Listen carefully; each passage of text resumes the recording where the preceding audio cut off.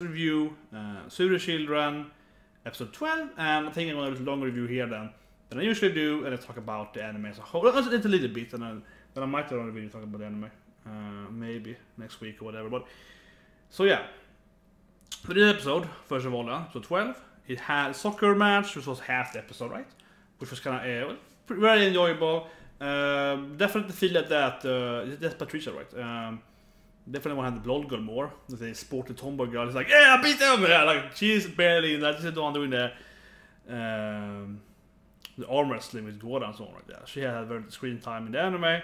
So definitely had the manga fill out some blanks there with some of the characters. But that was good. I think generally though, the whole sport game is like, man, these guys, I know they're teenagers, I know they're kids to the sense. That kind of age, right? But it's like, wow, they all have the head in the gutter, like insanely much. It's like everyone has pretty much the exact same dog in a way, right? I mean, it's a funny scene, but they're all kind of repetitive. Everyone is like, I hope the girl I like looks at me when I do this cool soccer thing, and then the girl's like, should I look at him or should I? Yeah, like everyone has pretty much the exact same thing, right?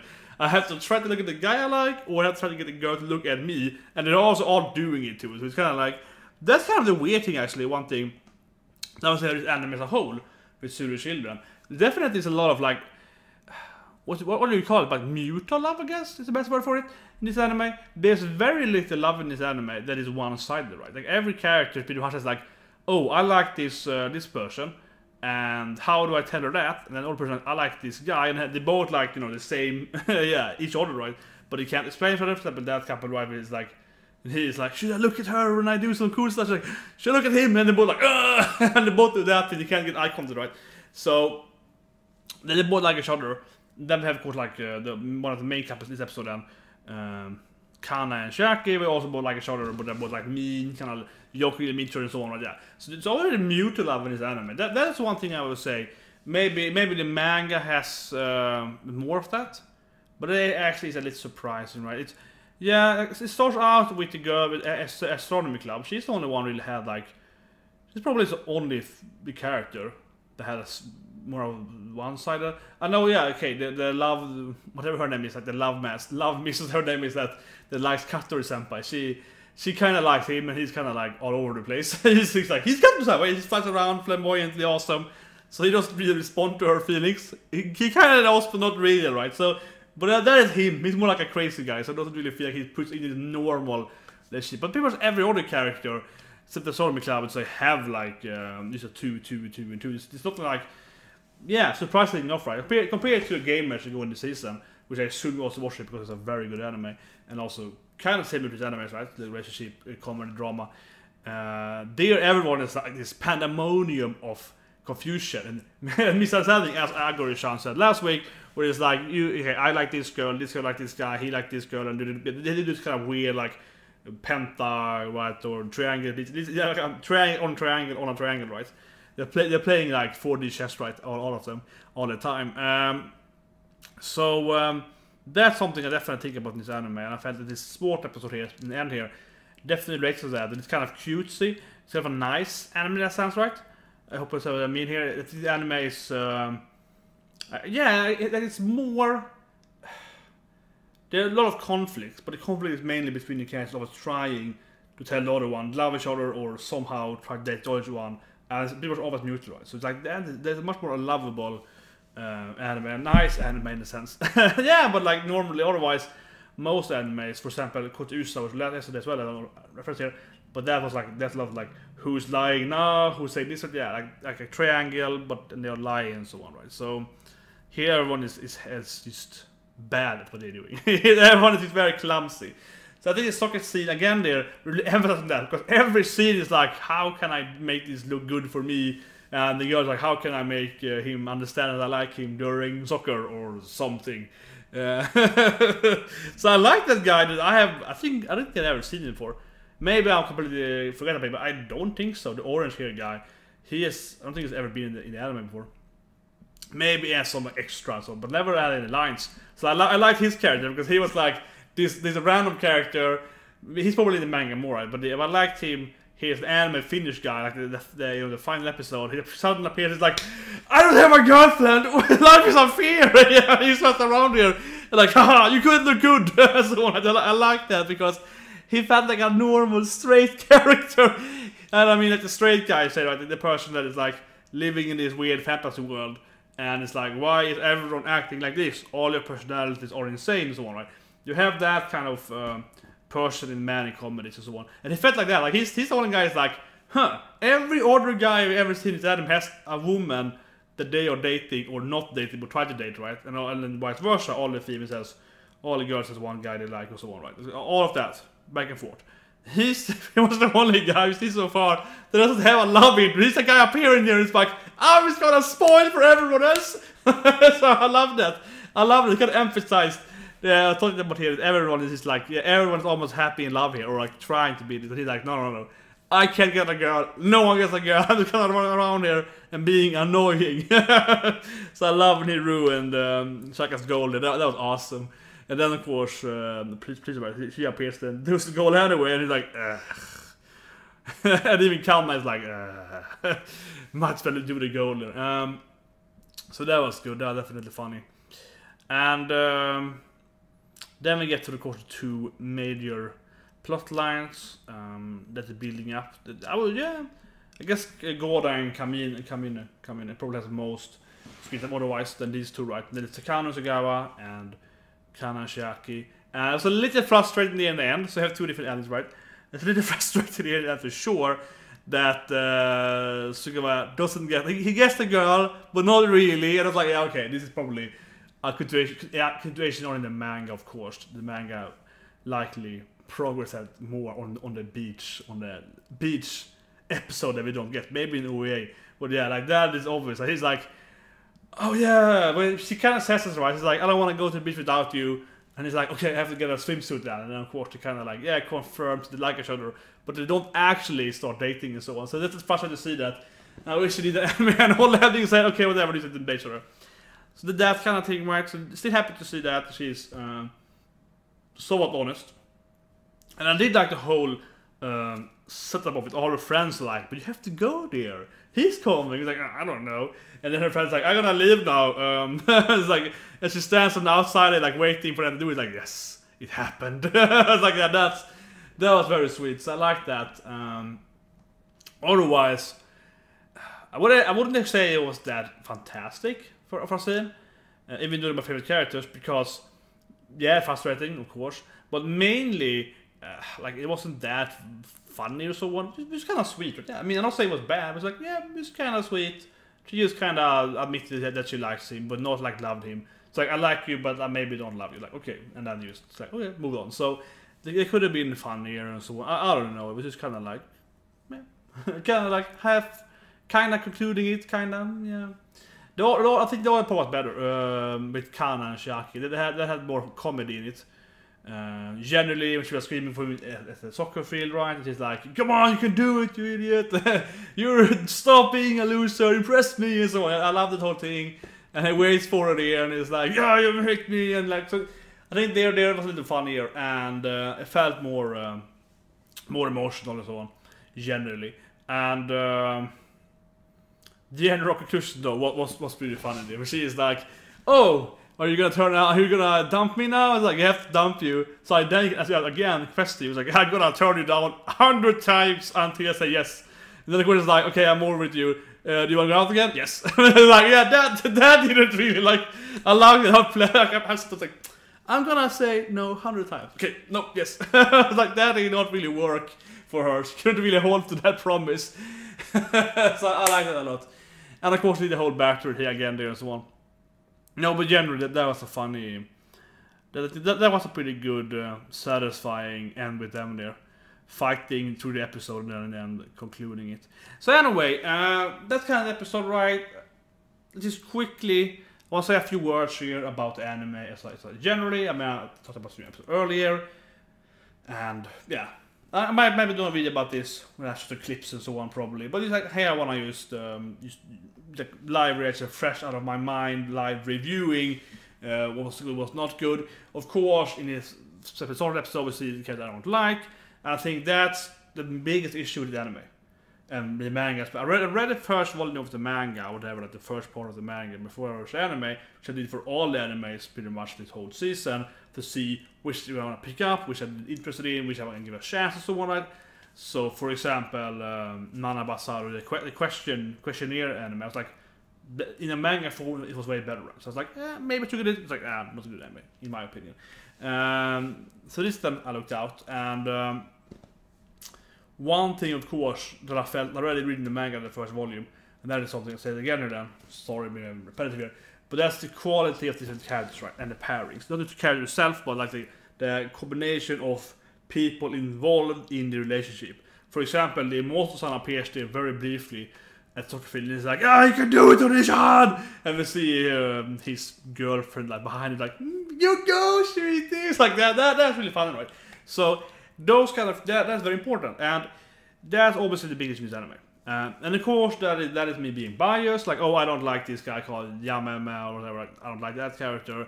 Someone else might hate Katori-senpai, which my favorite character and so on. Of course, that is different tastes and so on, but I think we all can agree on that. It's a lot of characters, and they pretty much should half of them, if I said correctly in the comments, they already comments in the weeks here, from the manga. So obviously it's gonna be, when you read the chapter, it's gonna be, okay, these are my favorites, or these are my like least favorites, or these are kind of the that I usually enjoy and so on, right? And I felt that was an issue, of course, for the anime as a whole. Like, do a couple of episodes, there wasn't a bad episode. I absolutely enjoyed every episode, which is called a good point in this anime. Every episode in this anime has been good. Every 1 to 12, there's never been a bad episode. But I do think there have been a few scenes which haven't really felt like, oh wow, it's a good scene. It's like, nah, it's a mediocre scene. And that also includes other characters that I usually like in the weeks as well. But I think primarily though, that is based on some of the different pairings that aren't that funny, right? Some other characters are way more interesting together, and so on. So I think that is that's probably the major issue with the anime had. That the quality, or whatever you call it, comedy, drama, whatever level of property you give it, is very up and down, right? It's very up and down. When you watch, for example, New Game, which I watched before this, if you watch that live reaction and so on, and read for that as well. When you watch New Game, like the comedy of New Game, it's also just a comedy anime, right? It has some game stuff with it, which I usually rate to my own life and so on, but generally it's comedy or / game development. And it's like the comedy is very consistent in the anime. Some episodes are funnier than others, but generally it's the same comedy and the same kind of characters are the same and so on, right? They focus on the same characters and so on. So she should definitely do that. So it's very, very interesting anime though. That's one thing I will say though, the anime. But well, on the good side though, if we get a good part from that, well, the thing with anime is that you sometimes see an episode, it's like, whoa, these are the characters now. So watching it as a weekly thing, I think actually that is probably gives the most strength as a weekly thing, more than if you binge for this anime. Because if you watch the anime just completely 1 to 12 in one day, you just kind of get all the scenes, so you kind of get through the motion of just having a generally good time with like good scenes. But when you watch it weekly, it's more like, oh, is this week gonna be good or really good? Because you don't know exactly what's gonna happen. Of course, the same thing as watching in one whole, but still, if you watch one whole, right, then you kind of get. Then I would say they definitely blend more together, right? Because the scenes don't have like huge cliffhangers usually, so they will more blend together. So like scene 4, episode 5 in. Which is the first in episode 2, which would be like scene 5, and it's like 5, 6, 7, 8, 9, 10. There would be more that feel to it. So in one way, it's probably really good binge watch or just read through the manga because you can go through it without, and you can stop at any time, and so on.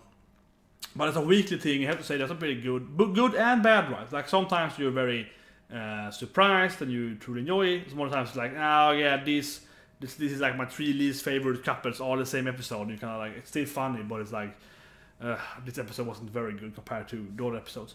So I think that is still the major thing of this anime. Some other parts then, that I will say, some other good parts. I mean, generally the comedy is great, because there's a lot of things you can relate to.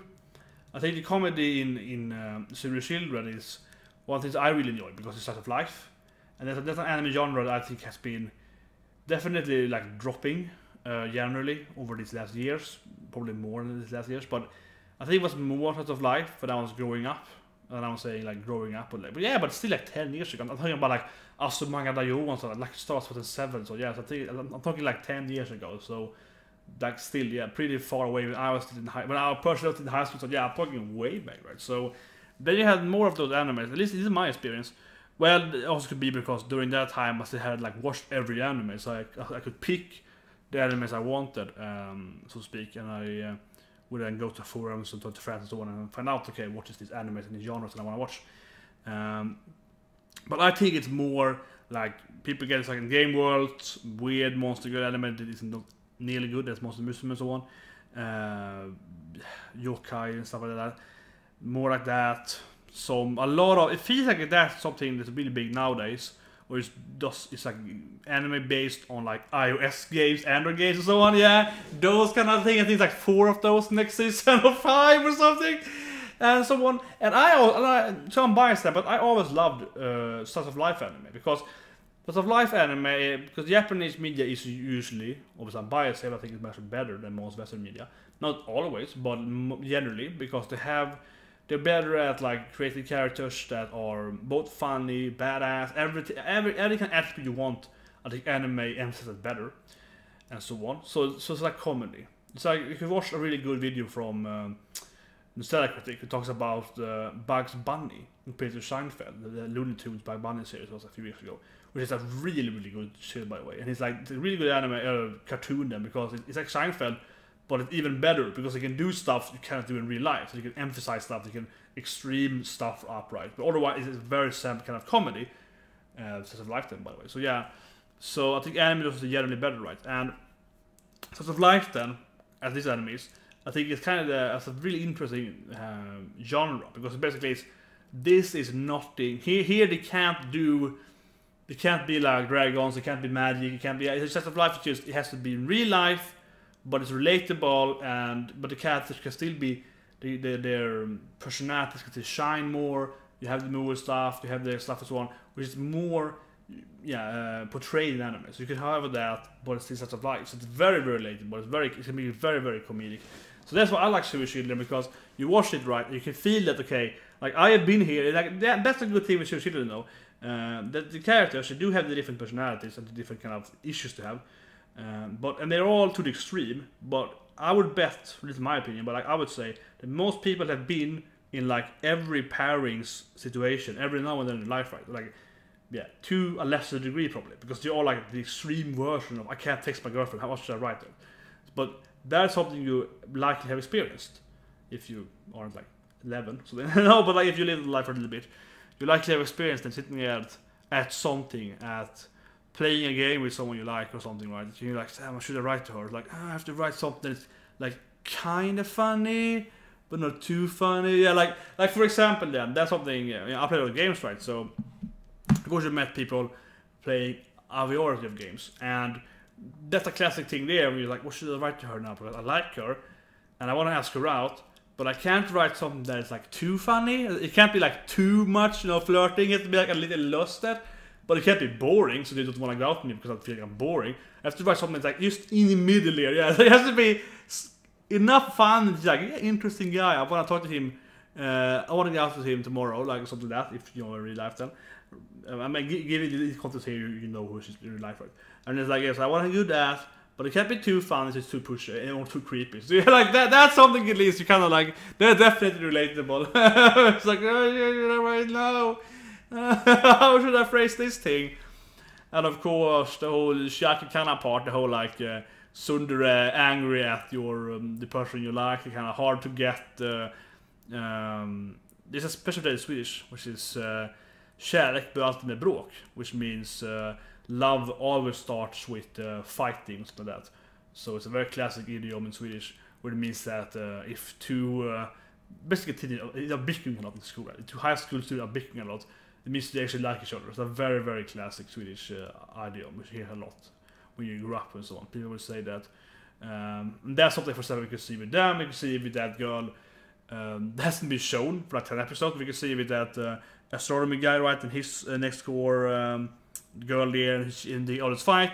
And then his mom was like, but she's in love with you? He's like, what, she loves me? He's like, yeah, obviously, that's why she always fights with you. He's like, oh, sorry, she didn't have said it. Like, yeah, like, his mom is like, she obviously is in love with you. Like, that's why she always buttering you, like going in there and being annoying in your face because she wants you to be with her.